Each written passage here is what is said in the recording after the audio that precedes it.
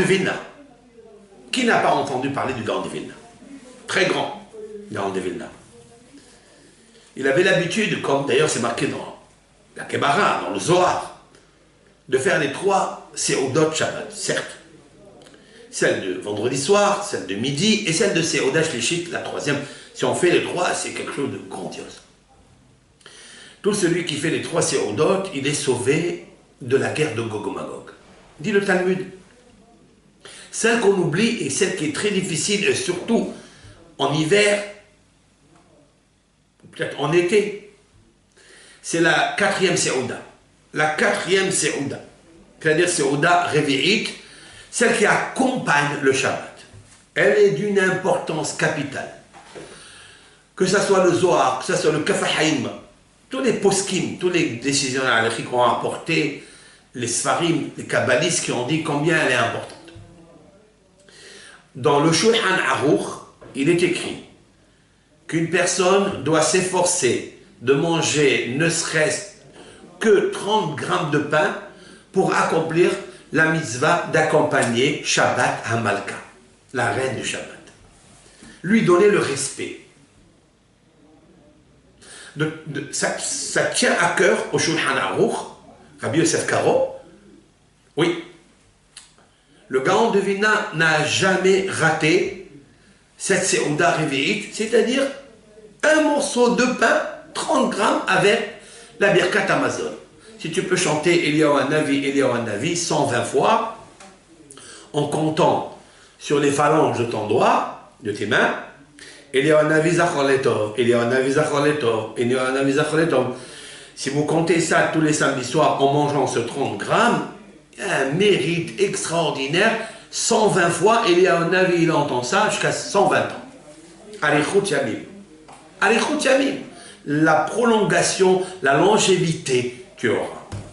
Tellement c'est grand, parce que cette mitzvah d'accompagner le Shabbat, elle n'est pas accomplie convenablement. Et je peux comprendre. On vient de remplir le ventre, surtout ceux et celles qui font les régimes, alors c'est sûr et certain qu'ils ne vont pas le faire. Le Gaon de Vilna, 2 choses, je vais vous dire, pour vous renforcer, pour me renforcer. Depuis que j'ai lu ces 2 histoires que je vais vous raconter, je me suis attelé et essayé d'influencer ma famille pour le faire. Je dis toujours à mes enfants, il faut faire cette Seuda, c'est très important. 30 grammes de pain. Moi, je vous dis la vérité, je ne mange pas 30 grammes de pain, je mange plus. Je sors 2 pains, 2 halot, et je me régale. Avec tout ce qui reste de Shabbat, la Kedusha du Shabbat, je mange bien comme il faut. Baruch Hashem, on est content, on est heureux et on chante. Un jour, le Gaon de Vilna s'est senti très mal.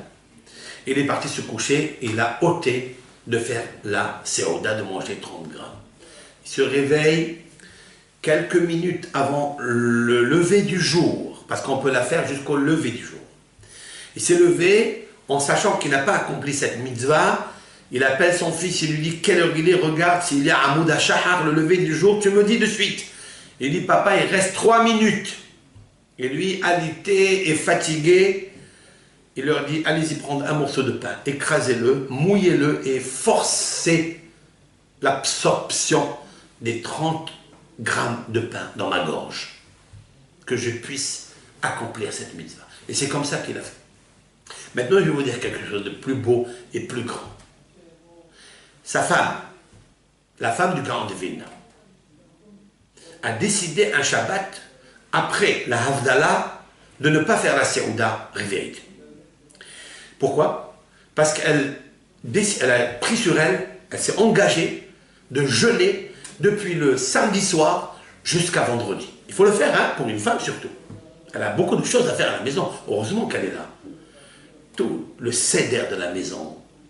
Combien de machines à laver il y a? La vaisselle, la maison, le siddur habayit.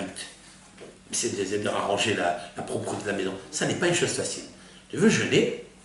Pourquoi?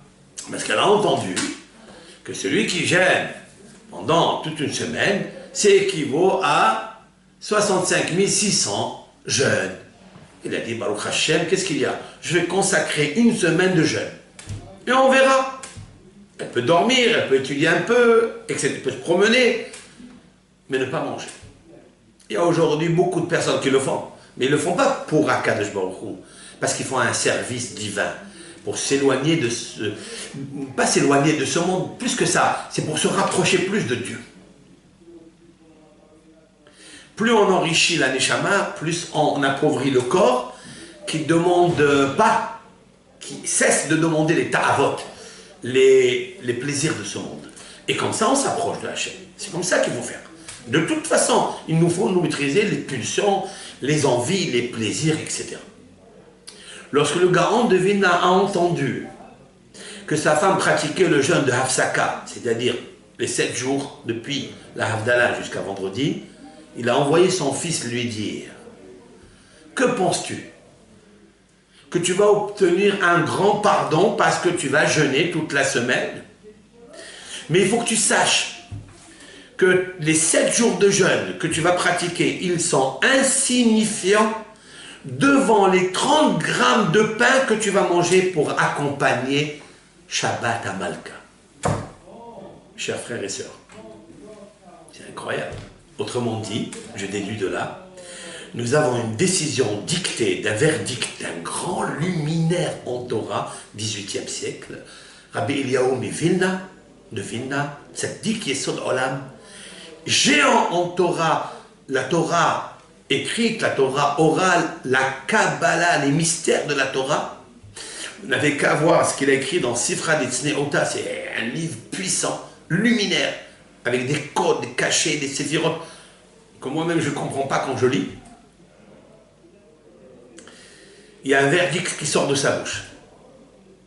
Accomplir le respect d'accompagner Shabbat à Malka avec 30 grammes de pain, c'est plus que 65 600 jeûnes.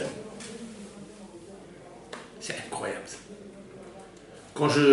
Après 120 ans, depuis que j'ai entendu cette histoire, j'accomplis cette mitzvah. Qu'il pleuve, qu'il vente, j'ai mal au ventre, j'ai pas mal au ventre, j'ai beaucoup mangé. J'attendrai, je mange 30 grammes et un peu plus, et je chante à Hachem Yitbarach. Et j'ai dit quelque chose de valable, peut-être j'ajouterai sur cette parole du Gaon de Vilna,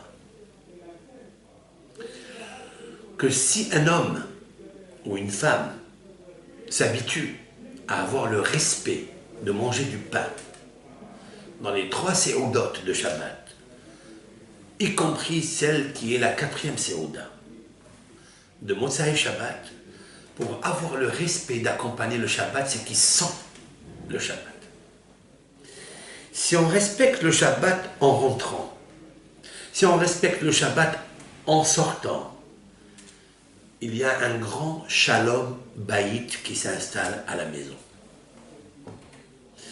Ô combien ça serait valable de faire une séouda comme au vendredi, comme à midi où on est très heureux, on est très content, il y a un tarnoug, il y a un plaisir énorme de tous les plats exquis et tous les apéritifs qui se présentent à la table, et combien on attend tous et toutes ça. Eh bien, Motsai Shabbat, de le faire, ça apporte une beracha particulière. Pourquoi? Parce que j'ai la confiance en ce qu'il a dit, le Zohar.